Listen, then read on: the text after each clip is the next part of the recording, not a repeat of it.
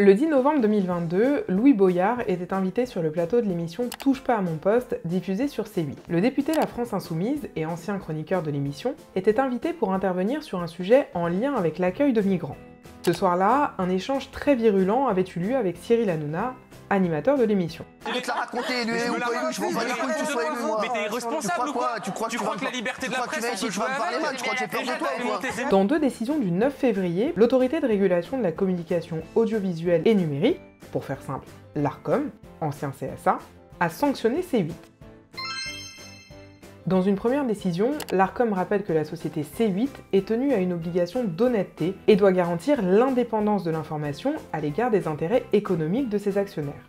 Or, l'Arcom relève qu'au cours de cette séquence, Louis Boyard a été explicitement empêché d'exprimer en plateau un point de vue critique à l'égard de Vincent Bolloré, actionnaire du groupe Canal+, auquel appartient le service de télévision C8. C'est que t'es dans le groupe Bolloré ici. Ouais, bah Bolloré, il a un procès avec 150 personnes au Cameroun au sujet de la déforestation dans l'huile de palme. Qu'est-ce que tu viens foutre ici? Sur ce point, l'Arcom ne sanctionne pas C8, mais la met en demeure de respecter cette obligation d'honnêteté et d'indépendance. La mise en demeure, c'est un peu comme un avertissement.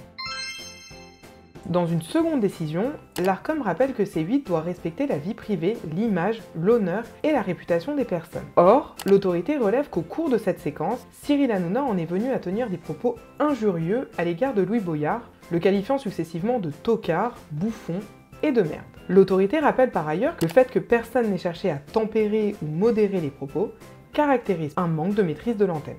Pour ces raisons, l'Arcom inflige une sanction de 3,5 millions d'euros à C8. Dernière petite précision, il faut savoir que la société C8 a la possibilité de faire un recours pour contester ces deux décisions. C'est d'ailleurs ce qu'elle avait fait lors de deux précédentes condamnations par le Conseil supérieur de l'audiovisuel.